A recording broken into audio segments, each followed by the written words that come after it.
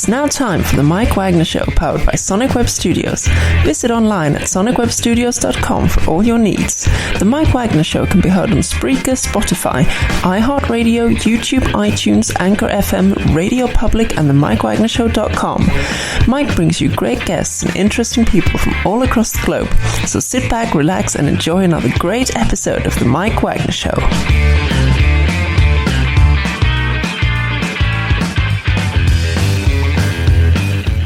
Hey everybody, it's Mike from the Mike Wagner Show, powered by Sonic Web Studios. Visit online at sonicwebstudios.com for all your needs. Look at a professional website without breaking your budget. Sonic Web Studios is the answer. Sonic Web Studios offers fast, affordable custom web designs at below the competition way. Call today at 1-800-303-3960. That's 1-800-303-3960. Or email to support@sonicwebstudios.com. Mention the Mike Wagner Show. Get 10% off your first order. Sonic Web Studios. Take your image to the next level. Also, the Mike Wagner Show can be heard on the MikeWagnerShow.com. You can check our Facebook page at Facebook.com/The Mike Wagner Show. You can download and listen on Facebook, SoundCloud, Spreaker, Spotify, and iHeartRadio. Also on Anchor FM, Radio Public, iTunes, Google Play, Apple, and over 35 podcast platforms. Take the Mike Wagner Show with you on any mobile device. Subscribe to the Mike Wagner Show on the YouTube channel. Also follow the Mike Wagner Show on Instagram and Twitter today. We're here with a wonderful gentleman based out of New York City. He's a psychic medium and a one-time police forensic consultant. He's been, he was solving famous cases, and he's been a psychic medium for quite some time. He's got an interesting story to tell as well, too. He had near-death experience at the age of 17, and he also has some stories to tell about growing up in school, and helps with a number of foundations and talks about the afterlife and more. And live, ladies and gentlemen, from beautiful New York City. And, of course, he's thinking about what you're about to say right now, and he can tell you just about everything. Ladies and gentlemen, one of the better, greatest psychic mediums in the area, Anthony DiJoseph. Anthony, good morning, good afternoon, good evening. Thanks for joining us today. Hello, and thank you so much for the shout out. New York City, Long Island, New York, and I am excited to be on the show. Thank you for having me. Well, it's a great pleasure, too. So you've been a psychic medium for quite some time. It all started in school as well, too. You had a near-death experience at the age of 17. You're also a police forensic consultant. You also solve some cases as well, too. And, you also have some methods. You talk about that and how some of your psychic mediums work and everything else. And before we get into all that, tell us how you got started. So basically, I always knew from very young, there was something wrong with me is what I thought. And then I kind of grew into it in a sense. And, excuse the hairdo and the redness during this quarantine. But I have been doing this privately. And from young, I would talk to people, and it just kind of started to spread. And even trying to run away from it, it's almost like there's this big welcome sign, that's over your head, and people know, living and past, they know. And I started to kind of share it, with teachers, or, also sometimes with a social worker, and that's where things started to kind of evolve, and the name just kept circulating. And we had senior citizens knocking on the door to my family and my mother and father. They'd be like, "What's going on? Can we talk to your son? Can we talk to your son?" And even relocating, it just kind of never really went away. But I was always this way, and I didn't develop it, and I did try to run away from it. So it started around the age of 8 years old. Mm-hmm. And also too, with OCD as well too. Was that diagnosed like say beforehand, or were the doctors like, is this a special case, or what was going on with it? Was it like a regular case, or was it like more complex or beyond it? So it was diagnosed very early on. I was in first grade. And it is an OCD combined type 2 disorder with executive functioning. It does play a role in the way that the brain processes and the way that the brain actually is able to process. Then you have the sensory part, which is where we do have you were a little bit more sensitive to things than other people. If you think of Howie Mandel, that's a great way to put it. Howie Mandel has OCD, and OCD comes in various forms. So it was diagnosed very early, and it definitely plays a role. Mm-hmm. And of course, you talk about the levels of OCD. It's like, how many levels are there? It's like, from the simplest and all the way to the extreme. It's like, how many levels are there? And of course, and what are the several types of it? Yeah, there's several types. There's, we have the DSM-6 now, the DSM-5. These are the diagnostic codes that are utilized for people that are doing interviews for people, psychologists and psychiatrists. They will use that book. And there are various types. Some people, if you think of people that are hoarders, there are people that are hoarders. And then people with OCD are extremely sensitive. They're very sensitive to things that other people may find, just simple. An example would be, I have numerous pens. I mean, this is an example. I could actually pull them up. I have several different pens, and no two pen is used for the same thing. So OCD can grow and change in so many ways, but I do think that it's a unique disorder because it never really goes away. There's flare-ups, and then also I mentioned, with this whole thing going on, this pandemic, OCD does flare up during traumatic circumstances, but it's definitely part of your genetic makeup, for real. It's crazy. Mm-hmm. And also, too, that you start developing your psychic gift at 12 years old. And, tell us about how you end up getting that gift. And it's like, 12 years old. It's just like, how did you know that you end up with this gift? So by the age of 8, I was talking about it. By 12 years old, I was more or less interested in understanding why were the adults kind of standoffish in a sense, and I just realized some people would say that's okay. You could tell me anything, not a big deal. Like, I'm not afraid. So I realized, it was incredible because some people were open to it, and all I had to do was just say what it is I see, hear, and feel. And then there were other people who were like, no. So there was no real development at all. I don't have to do meditation classes or any kind of, crazy stuff. It's just like, if you're a Beethoven, you are born to play that piano. That's the best way I could explain it. Mm-hmm. So in other words, like you're saying about a Beethoven, you really don't need a teacher per se. It's like you have that gift and you try to find a way to harness it. Just like what Beethoven did. He never got taught by anybody. He just had it. That's right. And the best thing I say is it's great to have people that are, guiding you. But most of the people that have guided me are people who have passed away. And at 12, I was not interested in listening to adults or what they had to say. I wanted to know, what was it that people who have crossed over, what did they have to share with me? And if they had something to share with me, and I reiterate the information to an adult, how do they respond? And an example would be, when I mention something to a teacher, they have this way of looking at things and they realize, okay, this person did not get this information from any of our areas or any living person. That's when I realized there is something special about it because it was helping people. But no teachers. The teachers are really, loved ones. I really feel that people who have crossed over from scientists, doctors, lawyers, they're my greatest teachers.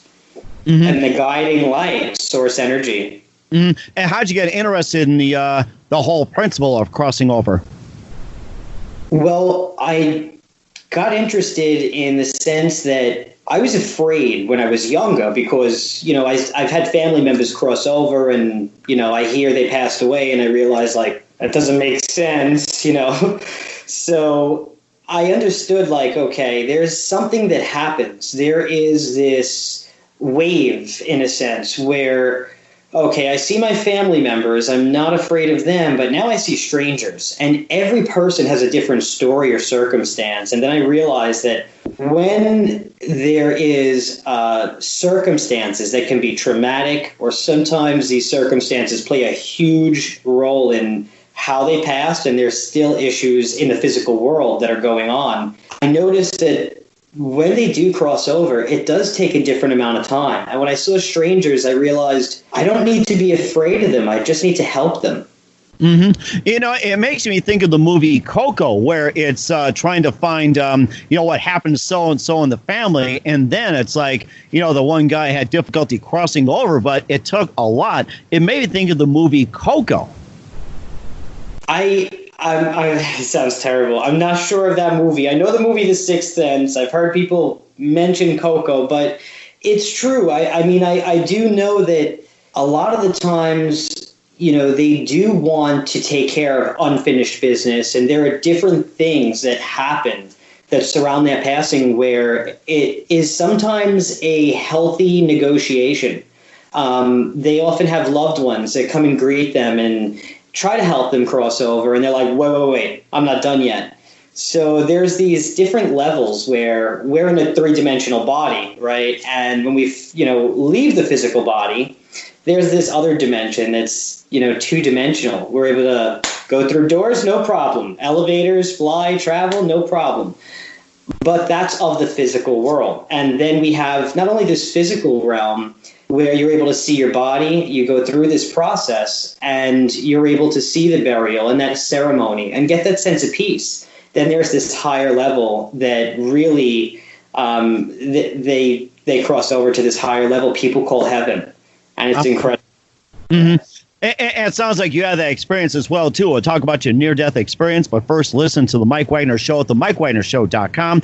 It's powered by Sonic Web Studios. Visit online at sonicwebstudios.com for all your needs. Looking for a professional website without breaking your budget? Sonic Web Studios is the answer. Sonic Web Studios offers fast, affordable custom web designs at below the competition rate. Call today at 1-800-303-3960. That's 1-800-303-3960. Or email to support@sonicwebstudios.com. Mention the Mike Wagner Show. Get 10% off your first order. Sonic Web Studios. Take your image to the next level. Also, the Mike Wagner Show can be heard on the MikeWagnerShow.com. You can check our Facebook page at Facebook.com/The Mike Wagner Show. You can download and listen on Facebook, SoundCloud, Spreaker, Spotify, and iHeartRadio. Also on Anchor FM, Radio Public, iTunes, Google Play, and over 35 podcast platforms. Take the Mike Wagner Show with you on any mobile device. Subscribe to the Mike Wagner Show on the YouTube channel. Also follow the Mike Wagner Show on Instagram and Twitter today. We're here with psychic medium and police forensic consultant Anthony DiJoseph. Thank you. Here on the Mike Wagner Show, just getting some thumbs up and showing some love as well, too. We talked about his experiences at an early age as well, too, and talking about the afterlife and also crossing over. And you, too, had a near-death experience at the age of 17. We're talking about death and heaven and everything else. And tell us about your near-death experience at 17 and what's it like? It was my near-death experience at 17 was absolutely what I needed to understand that I was not cursed. I just was different. And it was almost like a sneeze. It was so quick. It was just so fast. And I left the physical body, and I realized as soon as I left the physical body, I realized like something here is not right. And there's a sense of anxiety, and I was like, there's no way that this is happening. There's no way. I had all these things I wanted to do, and there's all these things that I can't be dying. This is not the way that I'm going to go. Like, this is not going to happen. I didn't graduate yet. This is my graduating year. And then all of a sudden, yes, there is a big white light, and there was this white light. And the best way I explain it is it was so inviting. It was almost like if you imagine the most beautiful water you'd see in like the Bahamas or wherever. It's a hot day out, and that water, the minute you go in, it's like, it's that relaxing sensation. And what happened to me was I was just so captivated by this light that I had ended up crossing through it, and all of my worries and everything was like gone. I was like, okay, this is pretty cool. I saw my loved ones. I saw a lot of things that I know are controversial, but I saw my loved ones waving. I got to understand what's my life going to be like? What really happened to me? Why am I trapped or stuck like this? And then I understood that I wasn't trapped or stuck. I understood that there was something I had to do in the physical world, and I knew that I wasn't going to be able to stay. I wanted to stay, don't get me wrong. And I woke up and my whole life changed from there. And that's kind of what was my segue into working with the legal realm and helping people with cases. And it was really just that understanding, like, no matter what you do to run away from this, this is why you are here. You have to help these people. Mm-hmm. And before we talk about the legal cases, what happened to you at 17? It's just like, were you like hit by a car? Were you shot, or you fell or got in a fire or anything like that? It's like, how did this happen at 17? So I was in a complicated accident, and what ended up happening was ultimately suffocation. Ooh. And it was a pretty relatively quick process, and I crossed over, and it was so unique because, there was panic. I was breathing heavily, and it was an injury that caused this ultimately. And what really was interesting was remembering it all, and I could remember every step of what took place in my physical body, in the physical world. And then there was this, like, I can't catch my breath, I can't breathe, panic, this tingliness in my body. And then everything went black.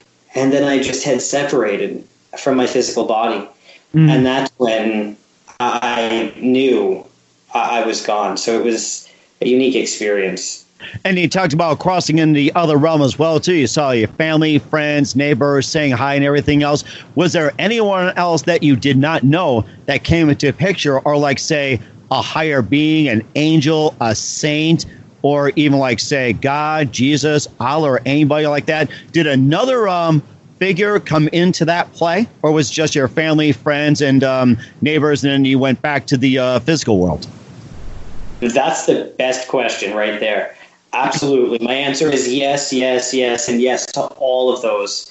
And what was so interesting was it was absolutely the opposite of what anyone could picture, write about, or imagine. I mean, there are some similarities you see in movies, but there was what we call angels, gods, saints. There were people that were strangers. I mean, all different walks of life, and it was so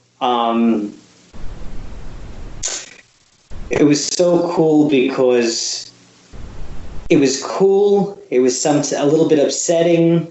Then it was also somewhat odd to think that this place exists, and we nobody here in this life could really understand it unless they went through it. And it's really it's beautiful there. But there is a higher being, and the angels do exist. And they may not look like all these wings. They may look a little different. When they speak to you, they may speak to you differently. It's just absolutely remarkable. So, yeah. It does sound like it's amazing. And how do they speak to you? And what do they say? The interesting thing is the way that if you think of the way that you count to 5 in your head, or you count to 10, or you do your ABCs, you hear that voice in your head. And that's what it's like to speak to spirit. That's what it's like to speak to, sorry about that. That's okay. Maybe they want you to order pizza or something. So that's true. That can happen. But it could be a spirit too. You never know. So yeah, I'm in the dedicated area, the room. They do speak to you in the sense where they could be smiling. Angels, spirits, loved ones, they could be smiling, and their mouth may not be moving at all, but you can hear them just as if you are counting to 5 or you're singing your ABCs in your head. So it's really telepathy in a sense. It's just incredible. Mm-hmm. It sounds like it too. I don't know if you remember watching a TV show called Touched by an Angel with Dilla Reese, and there was also Ghost. That was back in '91 with Patrick Swayze and Demi Moore, and it had the angel-like figures. Now, were What was exactly that you encountered was similar to almost like Touched by an Angel and Ghost, or was it just something just a bit different? I think Ghost did a really, really good job. I think that was probably the closest I could say from anything I've seen. I've seen, I haven't seen a lot. I don't watch a lot of television and all of that stuff. But Ghost was very close. Some things are different, but Ghost was very close. And I love Whoopi Goldberg. She's incredible. Yeah. Oh, that's a big whoopee on that one, too, I'll tell you.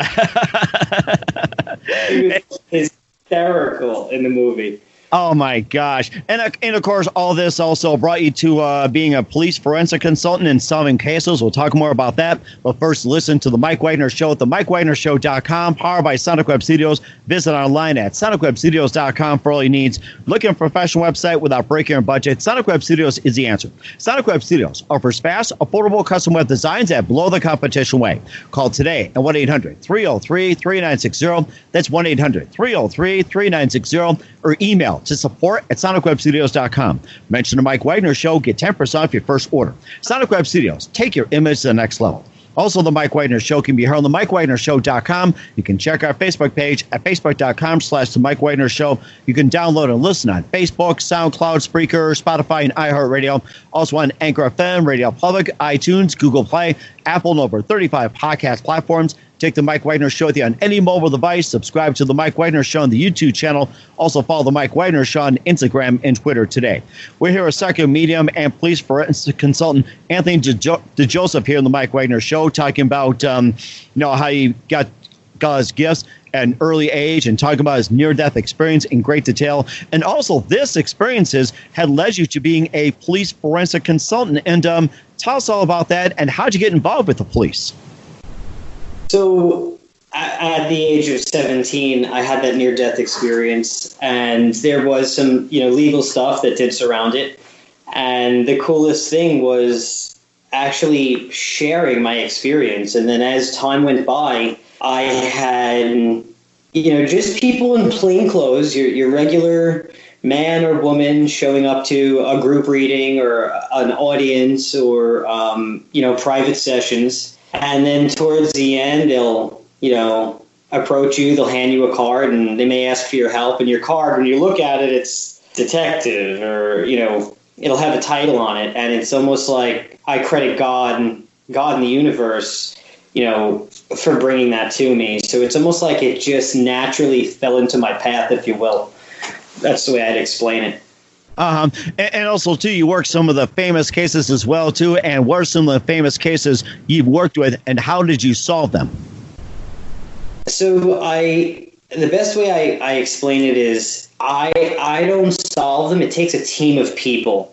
I just may find this granular material that may be missing or MIA or between space and time or multi-dimensions, and I'm just a translator. So my job is to translate, and whether it's a piece of DNA, whether it is digital evidence, whatever this evidence may be, my job is to get the cutting edge facts, proof, and details on a very, very, what I'd say, accurate way, and that accuracy plays a role in how the case will play out. So a lot of the times just translating or doing these readings, connecting with those who have crossed over, let me tell you, dead people tell it all. So there are no secrets. Even in people's court, I'm sure it's just like, order in the court. Like that. I remember the show Quincy with Jack Klugman. He always broke in the courtroom and say, Your Honor, I've got the evidence. I got the evidence. And I can imagine maybe a dead person coming in and goes, wait, I can tell you this. Exactly. And what's even funny is, there's famous cases, big names. One of them that's a big favorite for me is, yes, these people, they have a big name, but we're all the same, no matter where we come from. We're all the same, and fame is an illusion. It's an illusion. It's something of the physical world. And the funniest thing is that I had no idea I was talking to a famous person. You know, some names are common names. I had no idea until the session was over. And they will flat out say, like, you took the deed to my house. You did not do the right thing. Like, they will tell you. And it's so interesting because a lot of the times somebody like John Valentine, who is incredible, big shout out to him, and a big shout out to Jamie Bayot. That's her uncle. I ended up doing a reading for this man. And ironically, I connected with this energy of a man who passed, and I had no idea what he meant when he said, like, I have your guitar. I have your guitar, and I'm sending it back. And the guy was like, okay, and there's somebody who passed from, a suicide, and he was incarcerated. Well, a week later, after the reading, somebody sent Mackie Feary's guitar to John Valentine. Oh, my goodness. I bought it in a pawn shop, and it was his way of apologizing about the guitar and saying, like, I will return this guitar to you. And the guy was, all the way in Hawaii, and, John Valentine's a really, really nice guy, and they're all well known. They're related to Bruno Bayot, and people know him by Bruno Mars, but nobody really understood. We didn't know the whole story or the premise until after the guitar was mailed and why this person was saying, I'm sorry. And it turns out that guitar was actually a gift that John gave Mackie Feary, and he ended up having a drug issue, and he ended up selling the guitar. Oh, that bothered him. And ultimately, these facts, these details come out. And then you have criminal situations where ultimately there is a perpetrator or there is a victim that just needs, people call it justice. I don't like to say that because it sounds like revenge in a way. But sometimes they just need this proof and the clarity that actually helps cut the case.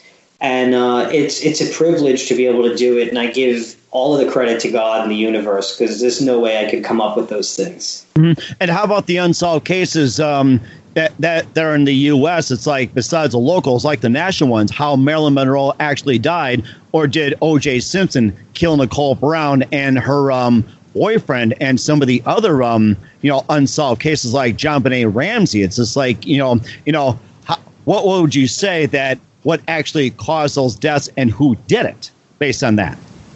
That's my all-time favorite, because I hear cases like you mentioned. I have a little bit of background on them. I don't know a lot because as crazy as this sounds, I don't go on the internet that much. I'm not a big fan of a lot of television.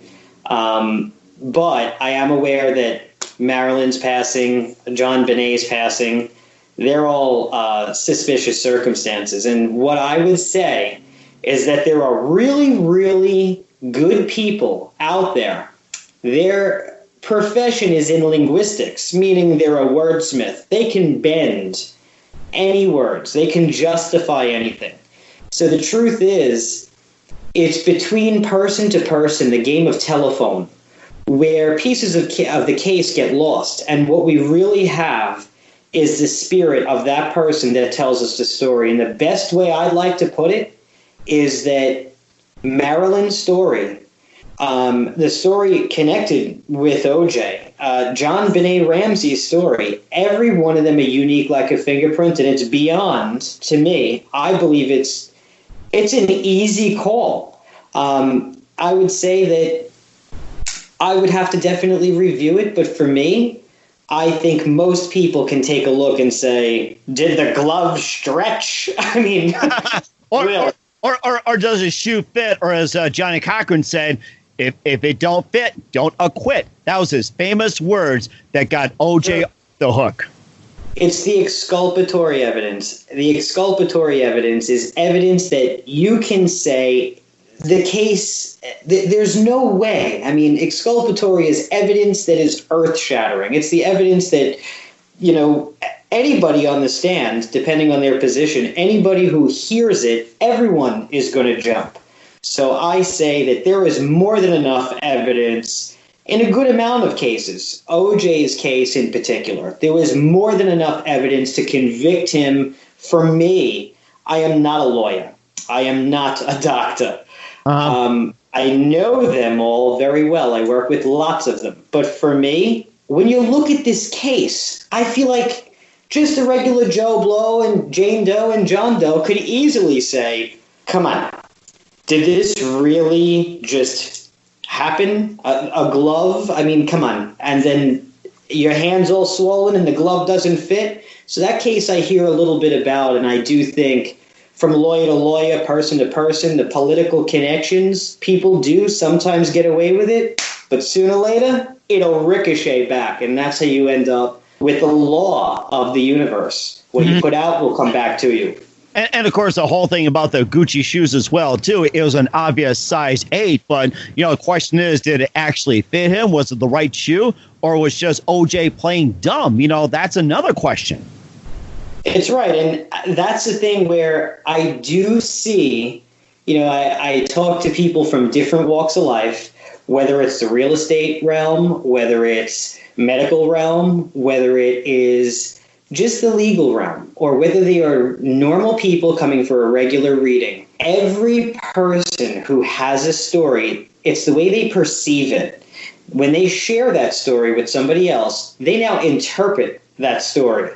The way that they digest it, if you will, it has to digest, and it's interesting because some facts you can't break. You can't break them. You can't bend them.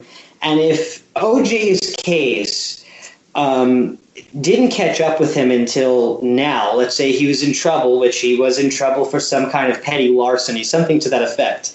What I find interesting is no matter what you do, I hear these words often. Even in the real estate business, people don't want to tell the truth, and they'll have me check out a property to see what's going on. People don't want to tell the truth, but I'll hear these words, "Dear Lord, spare me." And it's not even, to me, it's not even shocking anymore. It used to be. And God is a loving, merciful God. It's a synonym for the law. Dear law, spare me. It's the laws of the universe, and it will come back to you.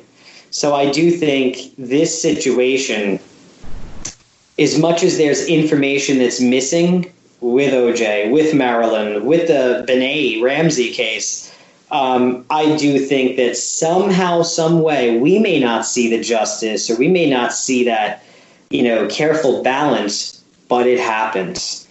You also talked about being involved in real estate agents, checking houses and everything. And how often do you get called to check on houses for possible spirits tied to murder and crime cases? And what do you do there? So some of them, I'll give you an example. The one that came in, was it last night? I think it was it might have been last night. The one last night was in regards to a regular home, a residence. The other one was in regards to commercial property. And a lot of the times the questions and the situations, they're different. Sometimes it's tenants are uncomfortable. Sometimes there was a crime, or sometimes they're real estate agents or people that are curious to know what's going on with this property, that there's so many issues in selling it, and how could we fix it? So the best way to work with a property is to actually recreate the energetic frequency on that property. So a series of prayers, also understanding, yes, there's things like feng shui, balancing the energy out. I don't do that, but what I do is I make sure that the property, I sweep it, and it's like layers, so it unfolds. So you have the dirt. You get the story of what happened in the land just by placing your hands in the dirt. Then you check the property, and you see what has gone on in the property and the actual structure, what's going on there. Then you have the people that were in and out and the history of that structure. What I do is I pray, And as I sweep through and uncover a lot of what took place there, that's when I understand how do we handle it. And it's a purification and attunement process. That's really what I do there. Mm-hmm. And I get this story of what happened, what truly happened, and what should we do with this property is the guidance sometimes people want. Sorry to cut you off. No, it's okay. And this thought came up as well, too. How often do you get asked to get involved with the paranormal, like with ghosts, communicating with ghosts? Like, say, you go in a house in the 1920s, like, say, a family got murdered, and there's like these ghosts, that get, that are still there from like 1920s and 1930s and all that. How often do you get called to investigate the paranormal? The paranormal, I do have a lot of people that reach out, and they are, I'd say, quite a few times a month. I'd say at least 5 or 6 times a month. And people are sometimes uncomfortable. And then they also have this idea of like ghost hunters, that kind of thing. I feel like the people that call for paranormal activity, and I do hear them, from all over the island, Florida, California, New York, New Jersey, all over, Pennsylvania.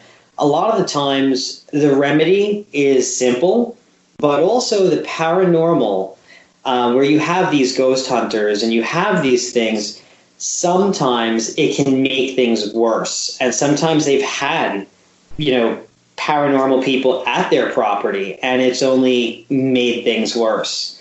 So my job is to kind of help really bridge that gap and really bring the peace and healing that both sides need. Mm-hmm. So pretty often there's a lot of activity. And what was the most difficult case that you ever encountered when it comes to when it comes to what you're doing, especially in crime cases and in court? What was the most difficult case you ever had to deal with? There's one case that I'm looking at this picture right now. There's one case of a man who just disappeared.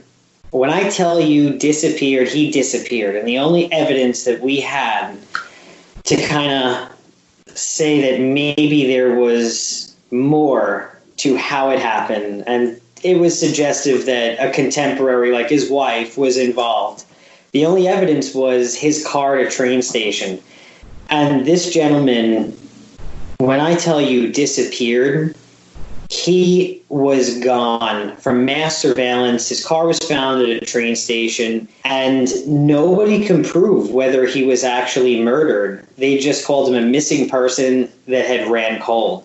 His family had hid as much as possible, and they gridlocked the system. And that was the most difficult case for me. And I'm 27 years old now. I was 17 years old, and I remember searching for this man high and low all around my area in Long Island. And I still, till this day, I think I know what happened. I think other people have an idea of what happened, but sooner or later it will come out. Will anyone be able to find him? Maybe, maybe not. And I feel like sometimes they just don't want to be found, and they've crossed over and they've left this life. It's so interesting because that was a really good question. I wasn't expecting that. Yeah. It's interesting. I mean, you get so involved in your work, you're so good at and everything. And of course, with this whole disappearance thing. And what are your thoughts on aliens and UFOs that get involved with, taking people, disappearing and everything like that?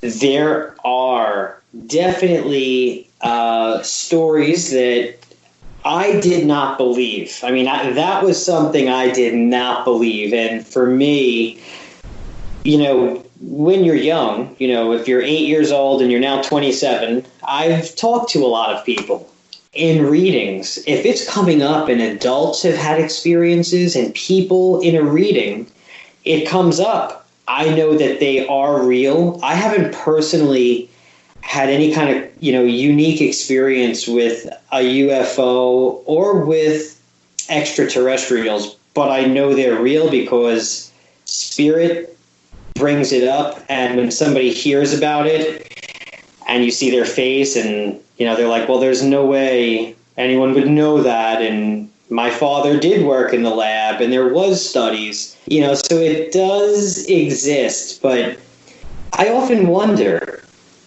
why do people disappear with these UFOs? And when I sat down and began to pray and I began to ask the other side, I realized that we are all connected. There's multiple dimensions and layers in the universe and different vibrations, if you will. Why do they disappear? I never really got the answer. And I do feel almost that it's a shame, because we all wonder when somebody disappears, what happens next? It's very hard because you never truly have the answer. And a UFO is a hard one because there is several people that I've spoke to. There are several people that have had experiences that were frightening, and a loved one did disappear. And I wasn't able to help. And their loved one had crossed over, but it's almost like limited information on certain things. And it's like I don't access any kind of communication with those entities, but they are aware of us. They do watch us. They are real. It does. And, of course, there's a lot of stories about it. And, of course, it could happen one day as well, too. And how often do you get asked about predicting the future and what's going to happen later in 2020, 10 years from now, 15, 20? And if you get asked that, it's like, what can you predict, like, say, later in 2025, 10, 20 years from now? I would say I'm asked about predicting the future not that often. I mean, people will joke and be like, you got the lottery numbers? They'll joke. They do. And I won't ask that. No. Never. I won't gamble. I do know that, you can see these things. There is several stories, I think, in Australia about psychics that were able to actually get the lottery. So I don't do too much future, but when I do, I'm looking for things that are not interchangeable by free will. So I typically wait for a specific day throughout the year, and I sit down with, of course, a pen and paper, maybe a fountain pen, maybe a ballpoint. So I'll sit down. Pencil. Oh, the pencil. I feel like I could feel the scraping against the paper. I don't know. I think the lead pencils, it depends. Oh, okay, sorry about that. I'm not going to show you a pencil again. Sorry about that. Is it a number 2 pencil? Number two. Ah, yes, it is. Although it is too small, yeah, it is a number 2. Oh, I'm still trying to work it. Yeah, okay. You got the idea. I got in trouble once in school for not writing with a pencil because the thing was chewed on. And this teacher sent me down to the dean because I would not write with this pencil. Somebody had chewed all over this thing. Oh, my God. I mean, when they had chomped on it, okay? And if you have OCD, it might be a little finicky. And she sent me down to the dean, said I was being defiant, this, that, the other thing. And finally, later on, we had a meeting, that kind of thing. Mm-hmm. And the meeting with my parents, with a psychologist, was like, you're asking a kid who's got serious OCD, won't touch raw chicken, to write with a pencil that somebody else chewed on, and you won't let him use his own pencils or pen? But yeah, pencils definitely. People are sensitive, and your writing tool is the most powerful tool, a pen or pencil, anything you can write with, because what you can write is between space and time. It's like a photograph. It does not age, nor does it change, but it goes out to the universe. That is amazing. I have to start drawing some pictures and, just show them to the universe. And, that's their Instagram and such. I think that's a really good point. I like that. Yes, it is. It's their, Kodak moment. So what you write down, it does go out there. And it's incredible to see, things like the future. What bothered me the most about seeing the future, just an example would be all of the good you see, the bad that you see outweighs it all.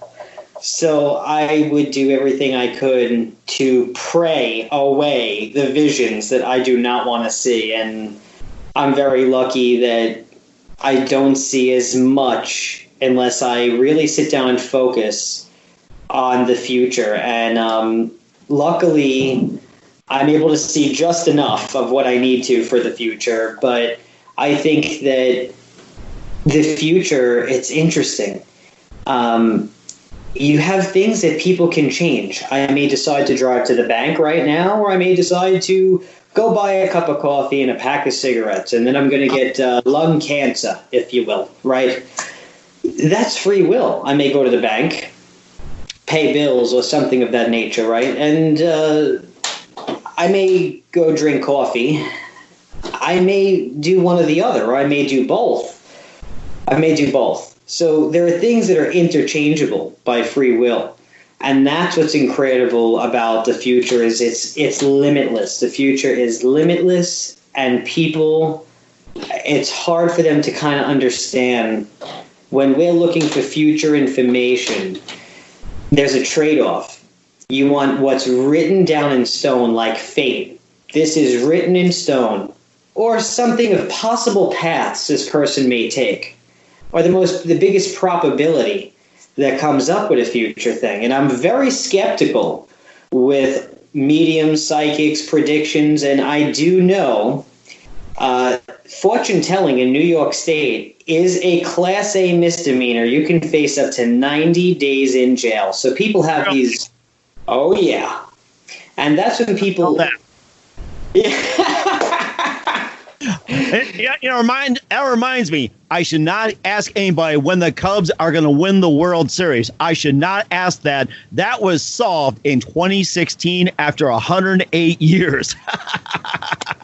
And it's true. And I do think that the biggest thing is, yes, fortune telling is the process of another person conning somebody out of money and foretelling future events or altering an event or spells, and that's actually a crime. So it's interesting. And then also to do something for the future and to look into the future, you must have the clear intention of what you are doing, accessing these records. And these records, I call them Christ consciousness records, or God source energy, light source energy, source energy.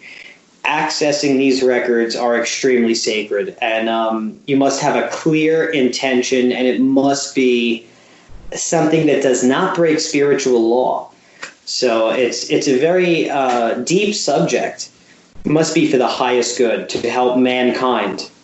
Mm-hmm. And that's a very interesting point too. You also sit down one-on-one with your clients, and they tell you what they're experiencing and everything, and to provide feedback. And of course, you also do telephone with conversations, consulting, even video. Not like like you and I are chatting as well too. It's like what would you get from me just by talking to you? Like say if we had a consultation.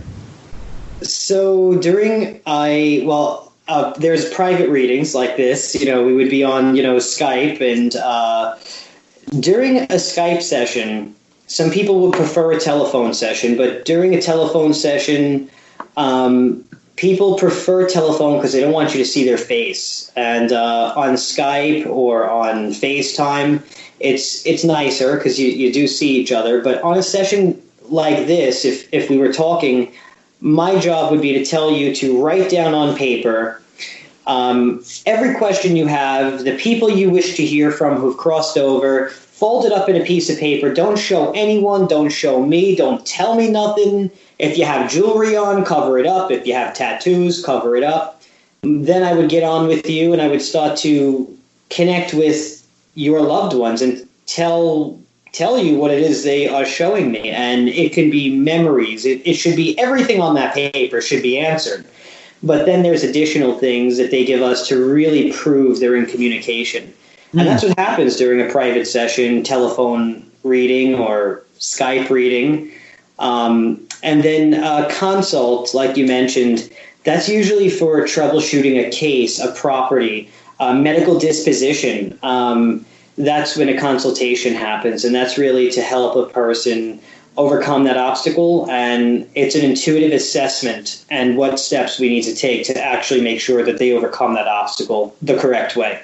That is fantastic. And of course, a couple of things with Anthony DiJoseph, psychic medium here on the Mike Wagner Show. Also, police forensic consultant. You've been fantastic. Just a couple of things here. Who do you consider your biggest influence in your career? I would say my mother and father, because they were both so opposite. And my father was very skeptical. My mom believed in, they would say, don't tell anybody, just be normal. And then later on, they saw how much it helped. And I feel like they really helped me understand that it's okay. It's okay to be this way. And they've helped me a lot. That's fantastic. What's the best advice you can give to anybody at this point? The best advice is, you mean give to anybody that's like this? Or just in general. It can be your profession or, just life in general or anything. The best advice I would tell everybody, number one, time is something that is robbed more than anything. Your time. Your time is so precious. And no matter where you go, you can't buy it. So the wisest words I would have for you is your loved ones, the people you care about, everything you do in this life, in the now. Don't worry about what happened in the past. Don't continue to relive it. Worry about now and make sure you understand there is no rewind button. And share your kindness with everybody, especially those you love. That is fantastic. Once again, Anthony DiJoseph, psychic medium, police forensic consultant here on the Mike Wagner Show. Big thank you for your time. You've been fantastic. Love to have you back on sometime in 2020 and beyond. And before we go, tell us about your upcoming projects. What's your website? How do people contact you? Where can people just check you out? You can check me out on Facebook, on Instagram. There are, a few websites written up with what is that called?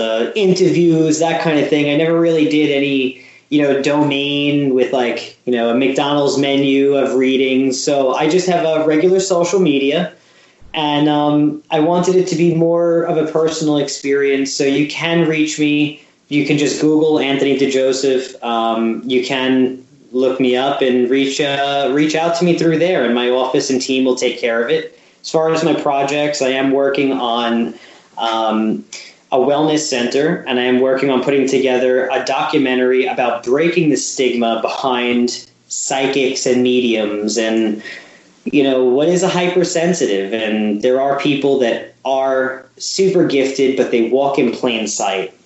That is fantastic. Once again, Anthony, a big thank you for your time. You've been fantastic. Learned a lot from you. Looking forward to having you again soon. Do us a favor. Keep this up to date. We'd love you to have back on 2020 and beyond. Yes, we'll do some readings. We'll demonstrate for live callers, and it would be beautiful to come back again. Thank you so much for having me. Thanks for listening to the Mike Wagner Show, powered by Sonic Web Studios. Visit online at sonicwebstudios.com for all your needs. The Mike Wagner Show can be heard on Spreaker, Spotify, iHeartRadio, iTunes, YouTube, Anchor FM, Radio Public, and themikewagnershow.com.